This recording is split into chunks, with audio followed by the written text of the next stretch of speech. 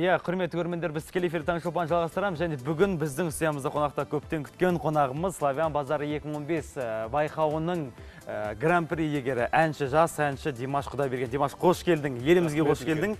Енді бұл расымен де үлкен жеңіс. Тек қана сенің жеңісің емес, сенің ата-анаң жеңісі емес, сенің ұстаздарың жеңісі емес, бұл дүйім қазақ эстрадасын, дүйім қазақ елінің жеңісі. Өйткені тәуелсіздік алғалы ең алғашқы гран-при жүлдем міне саған бұйырып тұр. Шын жүректен өзіңді Қазақстан ұлттық телеарнасы және қазақ елінің атынан құттықтаймыз. Димаш, жеңісің құтты болсын. Қайырлы таң, құрметті қазақ елі. Құрметті көрермендер, ескерте кетейік, Димаш негізі конкурс басталғалы бері ұйқысығанбаған, оны ескертуіміз керек. Сондықтан Димаш, өзіңе көп рахмет, арнайы сұхбатқа келіскен үшін шын жүректен алғыс айтамыз. Енді бәрін басынан бастайықшы. Бастапқыда қалай басталды еді, қалай болды? Жалпы әсер қандай? Әсерімді енді қазіргі таңда сөзбен айтып жеткізу мүмкін емес. Өйткені бұл күнді мен есімді білгелі армандаған болатынмын.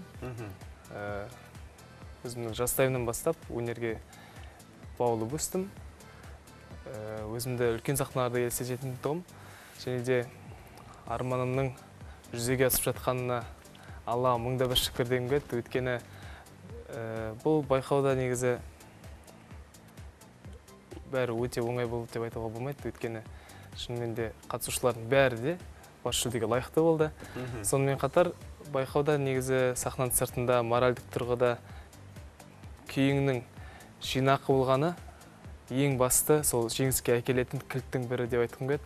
Өйткені талай-талай мықты әншілер сахнаның сыртында қобалжи бастап өз-өзін жинай алмай қалып жатады. Сол себептен менің қасымда моральдық тұрғыда үлкен септігін тигізгені менің ұстазым, мамандықтан беріп жүрген, вокалдан беретін Майра Тұрлыбекқызы Дәулетбақ апайыма үлкен-үлкен рахметімді айтқым келеді. Сол кісінің сабағының, дәрісінің, сол кісінің берген тәлімінің, сол кісінің берген ықылас пейілінің, махаббатының арқасында қазіргі таңда осындай жеңіске жетіп жатқанымыз бар. Иә, өте қуаныштымыз. Димаш, енді бізге қазір тікелей эфирге хабарласып жатқан көрермендердің саны өте көп.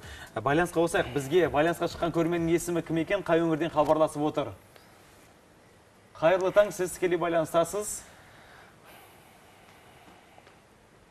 Қайырлы таң, сіз тікелей байланыстасыз.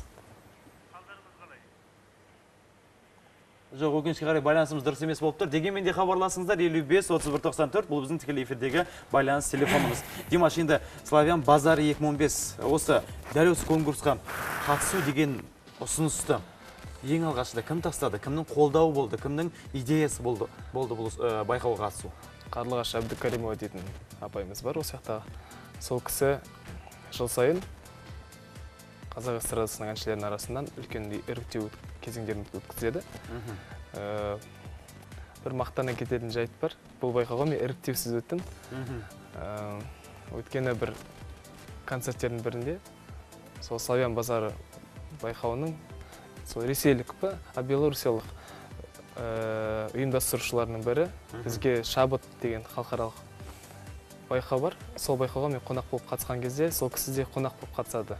Бірақ ол кісі залда отырады, мен қонақ ретінде өлеңімді айтып, өнерімді көрсеткен жайымда ана кісі қарап тұрып айтқан болатын.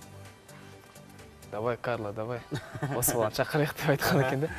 Қарлығаш апайымыз әр ойланып, бер ойланып, ақыр соңында ұсыныс тастады. Және де мен де ұзақ ойландым, өйткені бұл байқауға бару үшін сенің бірнеше жылдық тәжірибең болу керек сахнада. Енді 20 жасар әншіде қандай тәжірибе негізі. Сол себептен ойландым, бірақ дегенмен Алла тағаланың әмірімен осындай қадамға барып, түбі осымен аяқталып жатыр негізі. Жеңіс бізде болды. Енді осы орайда айтып өтуіміз керек, Димаш, сенің анаң жарыстың бірінші күнде тамаша тілегін айтты. Қазақ тілінде, Димаш, сен қазақтың болсын. Әрқашанда еліңнің, жұртыңның сенімі мен үмітін ақтау сенің басты міндетің. Біз саған сенеміз, алға биіктен көрін, өзіңді жаратқан Аллам қолдасын. Міне осындай тілек айтты. Расымен де сен жеңімпаз болдың. Енді бізге хабарласқан тағы да бір көрерменіміз бар екен. Есімі Несіпкүл, елордамыз Астана қаласынан хабарласып отыр. Өзіңмен тілдессем деген ниетпен хабарласып отыр екен. Сіз тікелей байланыстасыз. Қайырлы таң. Қайырлы таң. Сәлеметсіз. Қайырлы таң. Сәлеметсіз бе, айта қойыңыз. Сәлеметсіздер, қайырлы таң. Өзіміз осы Димаштың қойылымдарда, әніне, өзін ұстай білу, өнерге өзінің бейімділігін көрсете білу, жас болса да талғамына өте ризамыз. Мен Рахмет ұстаз үлкен. ретінде Димашқа жақсылық тілей берем, ана ретінде, әже ретінде. Димаш айналайын. Қазақтың туын осылай жоғары көтеріп, анау мынау жер емес, славян несінде жеңіске жетуіңе мен сондай қуаныштымын. Үлкен рахмет Аналық апа. тілегімен тағы да саған бақыт, өнерде табыс, осы жолыңнан таймай біздің туымызды желбірете бер айналайын. Үлкен рахмет, Алла разы болсын. Несіпкүл ханым, сізге шын жүректен алғыс айтамыз. Таңғы уақытыңызды бөліп бізге хабарласқаныңызға. Димаш, енді қанша дегенмен де бұл байқауға мүлдем әлсіз үміткерлер қатыспайды. Өте керемет іріктелген, расымен де оқ бойы озық шыққан өнерпаздар қатысты. Енді осы байқаудағы сенің қарсыластарың жайында не айта аласың? Бастапқыда жеңіске жетем деген сенім болды ма, жоқ әлде қорқыныш болды ма?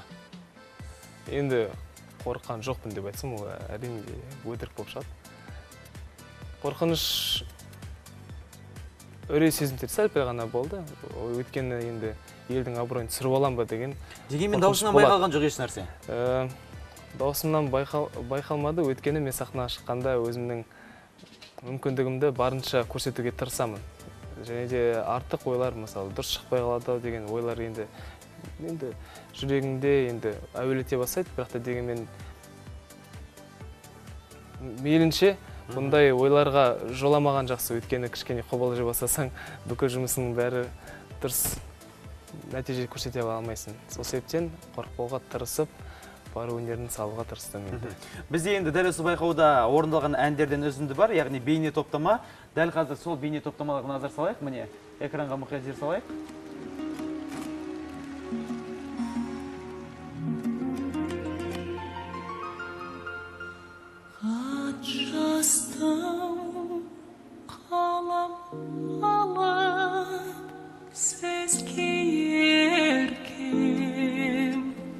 Жүзің бар он түрден жаяу айтай көркем.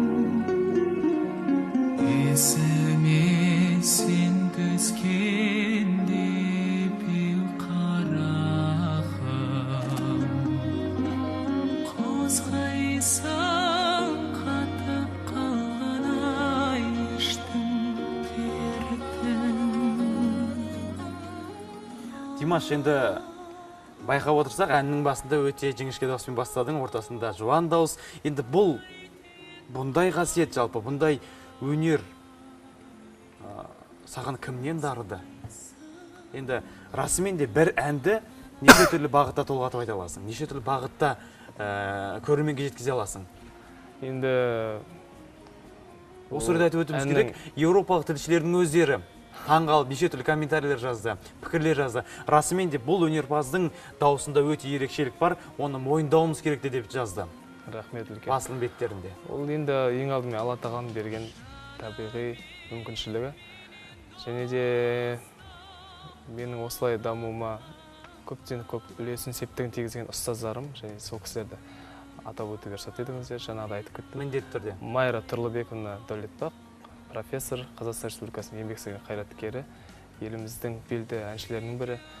Және де осыған дейін маған опера вокалы бойынша сақ берген ұстазым Марат Айтимов Олжабайұлы, ол да Қазақстан Республикасының еңбек сіңірген әртісі. Сол кісілердің дәрісінің, сол кісілердің тәлімінің арқасында енді даусымды барынша шыңдауға тырысып жатырмыз. Әлі де енді Майра апайымыз екеуміз болашақта мен даусымды, менің өнерімді жаңа қырынан таныта бастаймыз деген үміттеміз. Дегенмен бұндай енді құбылтып айту, менің ойымша ол Алла тағаланың бергені деп айтқым келеді. Бізге дәл осы уақытта хабарласқан тағы да бір көрерменіміз бар екен. Жоқ өкінішке қарай байланысымыз үзілген екен. Құрметті көрермендер, байланыс телефонымыз 55-31-94. Сіздер хабарласа отырыңыздар, тікелей эфирге өз үлестеріңізді қоса отырыңыздар. Енді бұл конкурсқа әндерді таңдау өзіңнің таңдауың болды ма, жоқ әлде ұсыныс жасаған мұғалімдер ма? Енді мен мақтанған болмасын, бірақ дегенмен мен репертуарымда және де қандай да бір конкурстарға қатысқан кезде мен әндерімді ылғи да өзім таңдаймын. Яғни өзіңе сенімді болу үшін. Иә.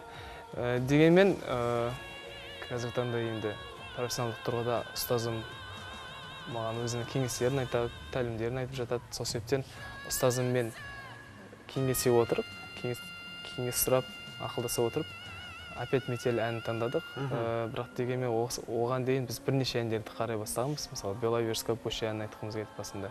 Және де осы 4 жыл бұрын жас қанат байқауында маған жеңіс әкелген тамаша ән болды. Я люблю только тебя деген украин тілінде. Бірақ дегенмен бұл әндерді орындамай, осы опять метель әніне тоқталдық. Өйткені әннің шарықтау шегін, әннің құрылымын мен енді музыкант есебінде өзім бір кішкене ғана бағдарларым болып тұрды.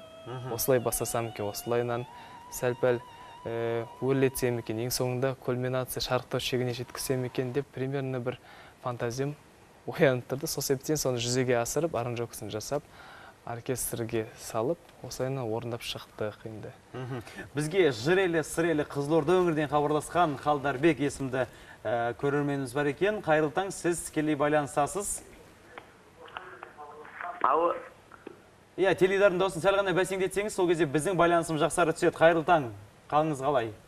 Ау, мен саламатсыздар, Димаш ағама тілек айтайын деп едім. Айта қойыңыз. Біздің қазақтың тәуелсіздігінің 24 жылда алған бірден-бір жетістігі болғаннан кейін, бұл қазақ елінің үлкен мақтанышына айналып отыр. Ауда осындай байқауларда қазақ елінің намысын шыңдап, биік белестерден көрсете берсе деген Димаш ағама ақ тілегіміз жолдап отырады. Әумин, бауырым, үлкен рахмет, Алла разы болсын. Иә, Қалдарбек, саған шын жүректен алғыс айтамыз бізге хабарласқаныңа, Димашқа тамаша тілек арнағаныңа. Димаш, енді алда не жоспар? Жақсылап тұрып, ұйқыны қандырып, бір уайымдамай, емін-еркін, еліміздесің, жеңісің құтты болсын, міне жеңіс алып келдің. Ең алдымен енді қатты Ақтөбеге барғым келіп отыр, маманың шайын ішкім келіп отыр. Ата-анаммен көріскім келіп тұр қатты қазіргі таңда. Және де осы сәтті пайдалана отырып, мен енді бір күшті жаңалықты айтып кетейін.